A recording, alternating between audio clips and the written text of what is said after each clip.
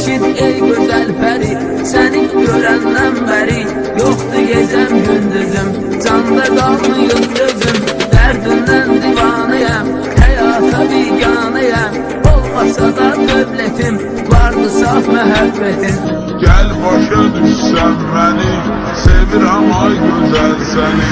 Hemen söz cevabında, kızsa öz cevabında. Sakla bu boş söhbeti, unut sen bu niyeti. Celbeden bu milleti, atamın var dövleti. Durup senin gözünde, heya olsun üzünde. Bir özle bak bir mənə, dedi kim gələr sənə. Bu söhbət çox uzanmır, kız yolundan yubanmır. Günün gün ortasında, tek yolun ortasında. Değişir həyat bir anlık, çökür gözünə qaranlıq. Ürəyimdə qəm kədər, evinə dönür bir səhər. Qucaqlayır iki əlli, tapır anadan təsəlli. Özünə gəlir bir qədər, gözlüyür aslıq səhər.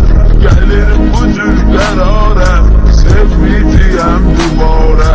Son qoyur bu vəziyyətə, çıxır gedir qürbətə. Bu qızda niyyətində, həmən təravətində. Uçar orta məktəbi, oxumaq olur məzəbi. Atasının hörmətilə, varıyla dövlətilə. Girir universitetə, keçim əsas söhbətə. Bakıya gələndən bəri, yaman değişilir pəri.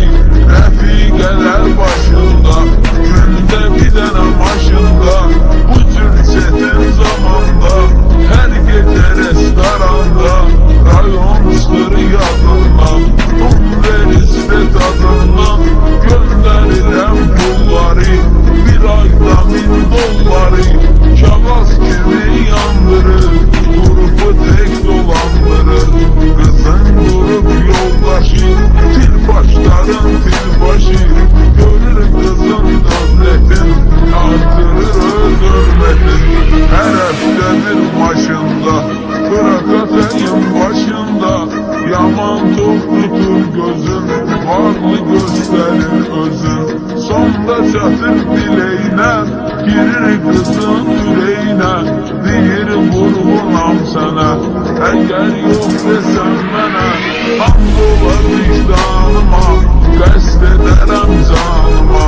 Müzik verir yalanla, inandırır bu anla.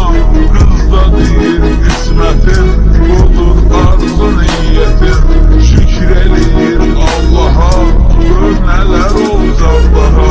Bir neçə gündən sonra, kızı salır oğlan tora. Dostlarının şad günün, qeyd edirlər ad günün. Oğlan içirdir kızı, sönür kızın ulduzu. Xiyanlıq aləmində, məşuqə görkəmində. Kızı gətirir otaqla, düşür sevgi maralına. Bəlalı zülmət gecə,